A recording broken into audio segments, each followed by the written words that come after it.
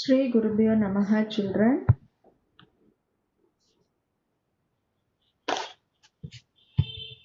Children, in this chapter, we are going to discuss about the election, political parties, and pressure groups.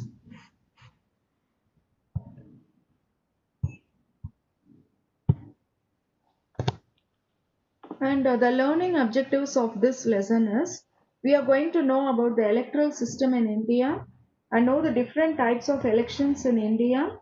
We are going to understand the meaning of political party, know the functions of state party and national party, and we are also going to discuss about the pressure groups in India. First one, what is meant by election? An election is a formal decision making process by which people chooses an individual to hold public office by voting. So election, it is a formal decision making process, so through which people elect their representatives, those who are going to rule on behalf of the people. So an individual person will be selected as the representative of the group of people, and he will be holding all the powers. So we will be electing that representative by voting. So this process is called election. Now, electoral system in India. Actually, the electoral system that we are following in our country, we adapted this system from United Kingdom, that is UK.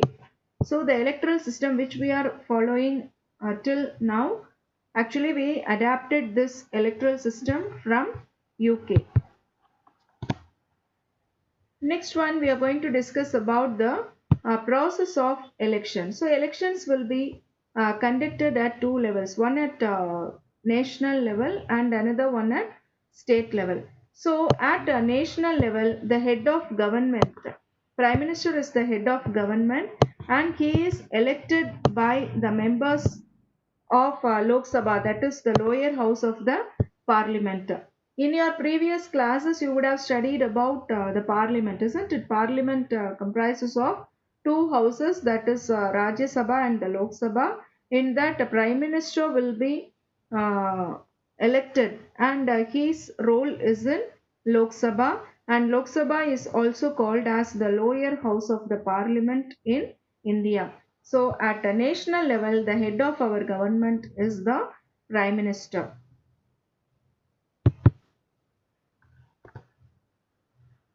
Now, NOTA. NOTA is nothing but the abbreviation of NOTA is none of the above. So nota is, it is defined as none of the above. So if the people living in a particular country, if the person is not interested to elect any political party, if he doesn't want to elect any leader of the political party, those who are contesting in the elections, then the people, if they are not willing to elect any candidate, those who are contesting in the election, they can vote for the option called nota. So nota is nothing but none of the above. So actually this nota system, it was introduced in 1961.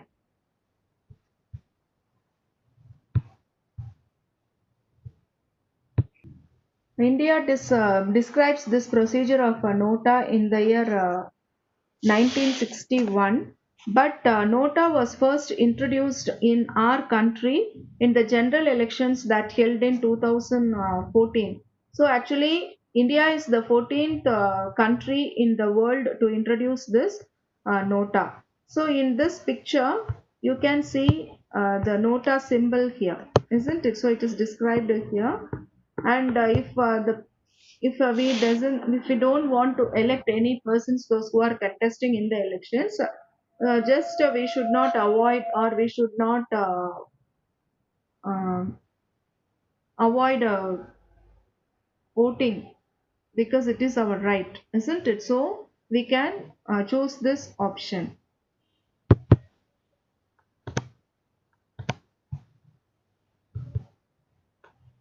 Next one, types of elections in India. So there are two types of elections in India. One is direct elections, and the next one is indirect elections. So what are the two types of elections? Direct elections and indirect elections. So if we take direct elections, in this type, people directly vote for the candidates. People involved directly and they vote for the candidates and they elect their representatives, those who are going to rule on behalf of them, isn't it? So, the example of this direct elections are Lok Sabha elections and elections to the local governing bodies, and as well as elections to the state legislative assemblies. That is Lok Sabha, sorry, in Lok Sabha elections we will be electing MPs. So people directly vote and we will be electing MPs and Prime Minister through Lok Sabha elections, and local governing bodies like a councillor, president of a village. These persons will be elected through this mayor, like that. And the state legislative assembly, in this we will elect the chief minister and the council of ministers at state level. So these are all the examples for direct elections. And if we take direct elections, there are merits as well as demerits for the in the direct elections. So, as the voters elect the representatives directly in the direct elections, it is considered as a very apt method for a democratic country, and it educates people also. It gives an idea about the government activities to the people, and it helps the people in choosing appropriate person to rule them, and it also empowers people and makes the rulers, that the councillor or MLA, and they have to be responsible because they are answerable to the people as they are elected by the people. And apart from the merits, we have some demerits also. If you take direct elections, it is very expensive. Lot of members have, lot of people has to be involved for various processes before conducting elections. And one more thing, illiterate voters sometimes they may be misguided by the false propaganda, or some people may campaign with false statements, and depending based on the caste, religion, and various other things also, they can be misguided by the people. So these are all some of the demerits of the direct elections. Next one is indirect elections. In this indirect elections, voters elect their representatives, who in turn elect their representatives. For example, we only elect the members of state legislative assemblies, isn't it? But the members of these state legislative assemblies, they will elect the for example, if you take president of India, a certain electoral college is there to select the president of India. So voting will be done only by a group of people. So in this indirect elections, voters will not directly involve in electing their representatives. They elect their representatives in turn, they who in turn elect their representatives. And example for this election is election of president in India. And for example, if you take the already I told you know the election of president will be elected through indirect election method only. So in the same way we had merits and demerits for direct elections, we have merit and demerits for indirect elections also. So if you take merits, indirect elections are less expensive because only few members are going to vote. Next one, it is more suited to elections in large countries. So if you take large countries like USA and all, this method will be very apt. Next one, demerits. If the number of voters is very small, there exists the possibility of corruption, bribery, and other unfair activities because the number of people those who are going to vote will be less.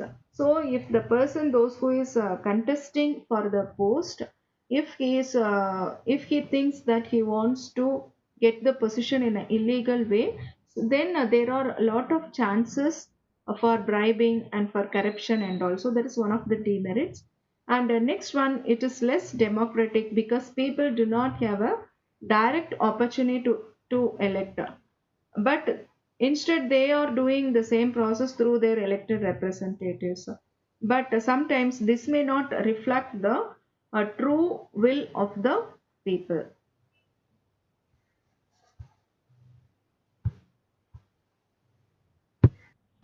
Children, in this chapter we discussed, in this part we discussed what is meant by elections, and we discussed about two types of elections, that is direct elections and indirect elections, and we discussed the merits and demerits of these two elections, right? Tomorrow we will be discussing about the political parties. Thank you, children.